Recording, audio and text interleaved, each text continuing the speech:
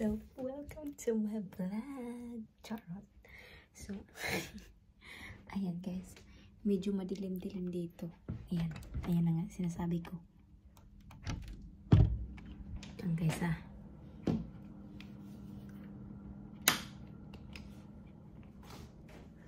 Madilim dito guys kasi alas 10 na. So, natutulog na yung mga tao dito sa bahay. Charing! So, lumabas ako ngayon kasi kakain tayo ng midnight snack. Charing! So, nagutom ako guys. So, kakain ako ng ano ba yung pagkain dito? Teka. Adjust na muna natin yung ano natin. Lagyan natin yung camera natin dito. And then, hanap tayo ng pagkain sa ref. Ayan.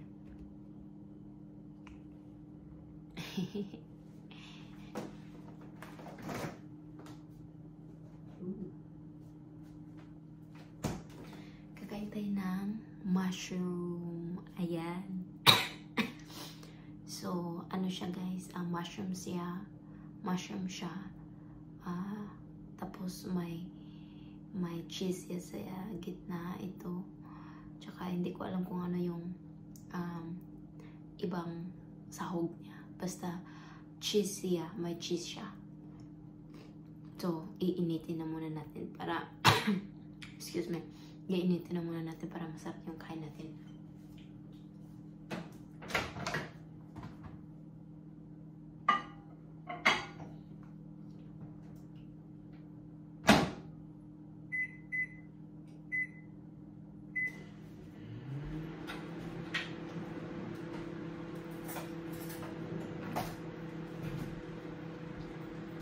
So, ininit ko siya guys ng 1 minute and 10 seconds para medyo masarap yung ano natin, kain. Ayan. Pasensya na guys kasi winter na dito sa UK. So, ang tawag dito, medyo nag-iiba na yung weather, kaya nga winter, diba? Ayan. So, first time ko kasi dito simula nung dumating ako last year. Ngayon na ako tawag dito, inuubo. Kaya, hindi tayo sakitin, guys. Charing! Oo nga. hindi talaga ako medyo sakitin na pagkatao. Tapos ngayon lang ito nangyari. Kasi, ano siya, siguro sa lamig, ganun. So, ready na yung food natin. Ayan. Kunin na natin sa kunin na natin sa microwave. Tapos, kakain na tayo.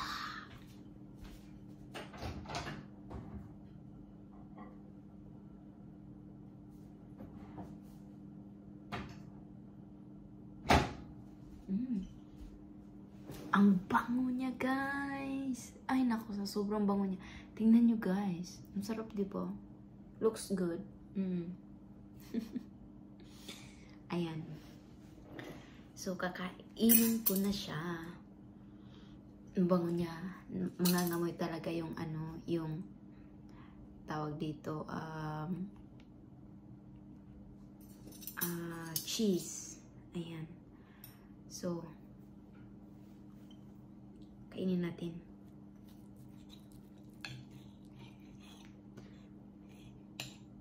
Nagki-cravings kasi ako nito guys. Today. So, dumaan ako sa sa grocery shop. Kasi nung isang araw nag-grocery ako, iba yung shop na nabilhan ko. Tapos wala silang ganitong mushroom. So, ayan ngayon. Nakakainin ko na siya. Amet.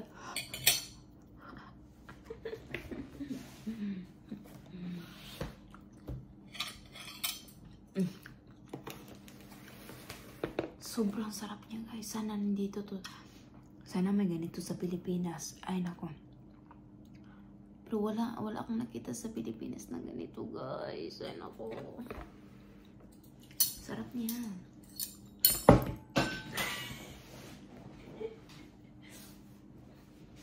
Nalaglag na si Manay. Ayan. Alam nyo guys, pag ano,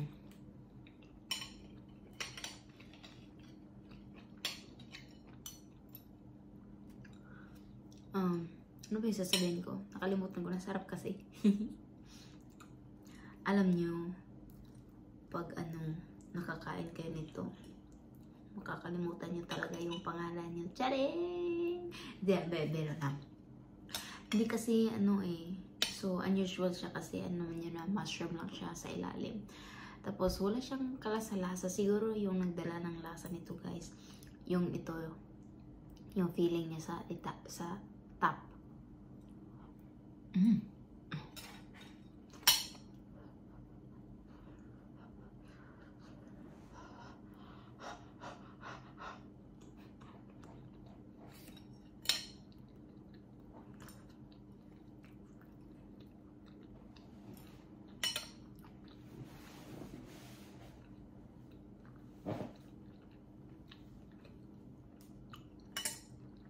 Ganito ko sa ano guys. Ganito yung buhay ko sa UK. Kakain ng minsan 12 o'clock ng umaga na. Pag magutom ako, bababa ako dito sa baba, kakain ako. Tapos tulog uli. Ayun yung buhay ko dito.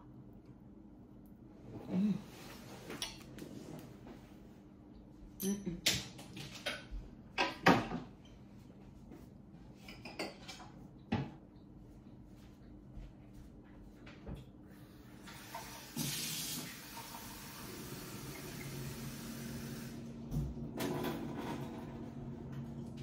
saka, alam niyo guys, dito na ako kumuha ng tubig.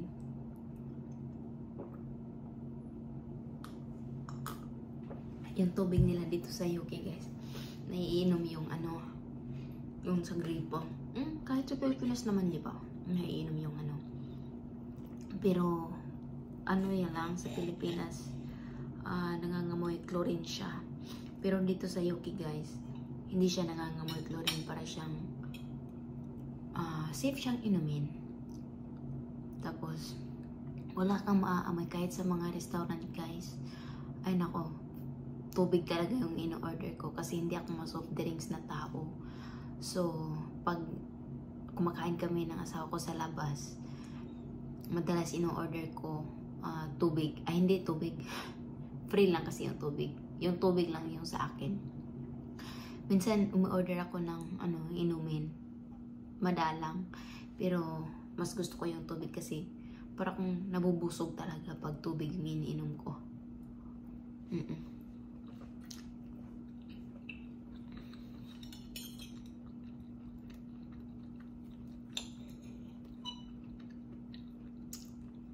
Alam nyo guys, minsan nagsisale yung shop na binilhan ko nito.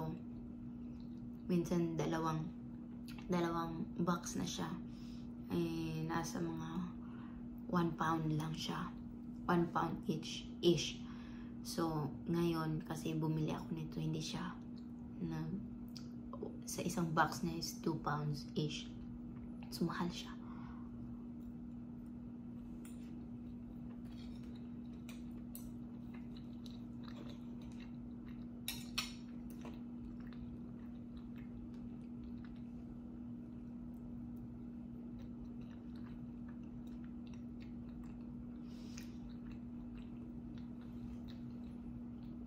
At saka, pwede mo siyang pag may kanin ka, pwede mo siyang partneran ng kanin. Sarap siya. Para siyang ulam.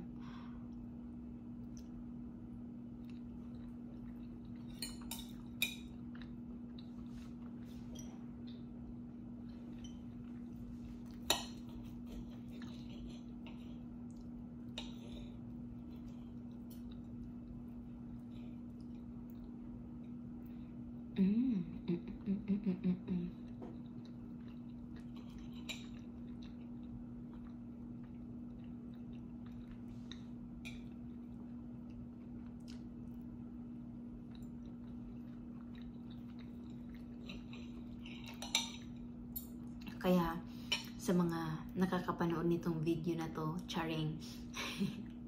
Ayan guys, pag nakapunta kayo dito sa UK or kahit sa ibang bansa, siguro meron din silang ganito, yung mushroom. Kaya itry nyo na guys. Ang sarap niya.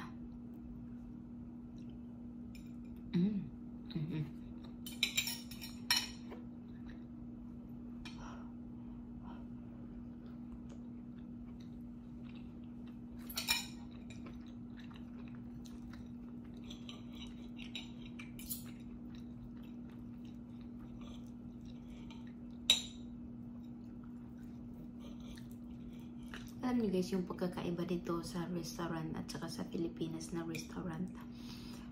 Kasi dito, pag kumakain ka sa restaurant guys, tinatanong ka ng crew kung may allergy ka ba. Kasi pag may allergy ka sa pagkain, syempre ayaw nila na sila yung, diba? Sila yung dahilan kung bakit ka nakasakit. So, i-consider nila yung ganun. Based lang naman sa akin. Pag sa Pilipinas kasi, kumakain ako sa restaurant sa Pilipinas, wala akong narinig na, yung tinatanong ka ng nagtatrabaho sa restaurant kung may allergy ka ba o wala. Sila na yung, kung ano yung in-order mo, yun na yun. So, kakainin mo na lang.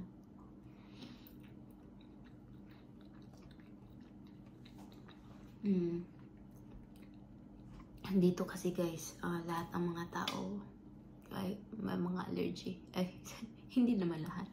Yung iba, kadalasan allergies sa like butter, something like that. And then, pag kumakain sila noon, ako, pambira. Ma-attack yung allergy nila. Kaya every restaurant dito guys, kahit sa mga coffee shop, kahit sa McDonald's guys, ay nako, meron talaga sila.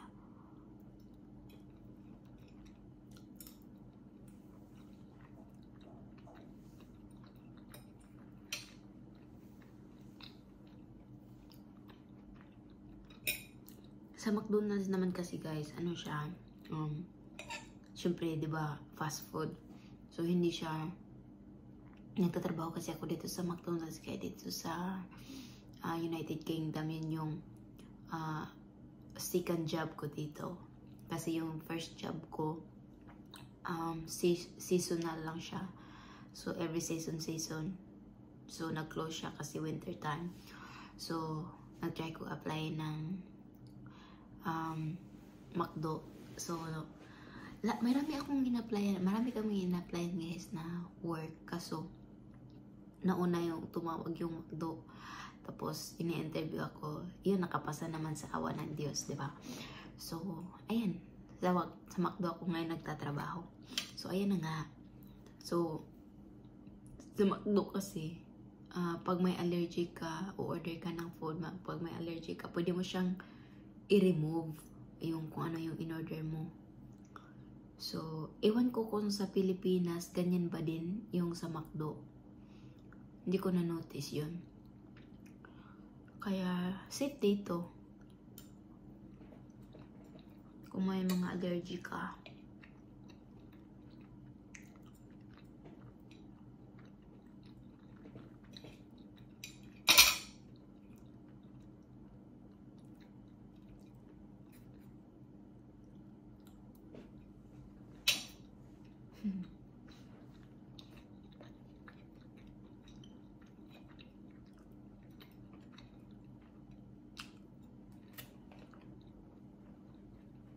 Tapos na ako guys. Ayoko na.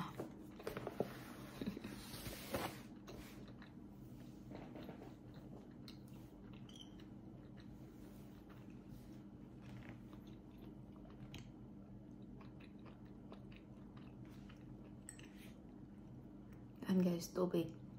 Meron naman kami ano dito guys. Coke, Fanta, tsaka wine. Charing. O, meron dito guys sa bahay. Mga beer, something ganyan. Hindi ako umiinom. Sprite. Red Bull, milk. Hindi ako uminom. Yung milk ko, uminom ako ng milk.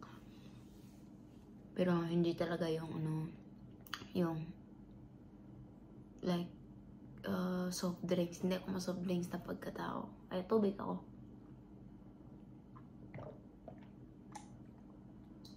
At saka siya nga pala guys, baka iisipin nyo, wala kaming tubig dito like a mineral water. Meron kami guys. So, ipapagkita ko sa Chareng! Chareng! Ayan, bottle na lang. Tareng! So, hindi guys, meron kami yan. Kaso, nandun sa cupboard, sa loob. Kasi wala nang space dito sa kitchen. So, doon nilagay. Ayaw kong, minsan kumukuha ako, minsan hindi. Kasi, pareho lang naman sila. Wala kasi nga yung tap water dito. So, prefer ako. Kaya, yun lang guys. Kung hindi pa kayo nakapag-subscribe, mag-subscribe na po kayo sa channel ko. Yan lang guys. Bye. Ingat kayo.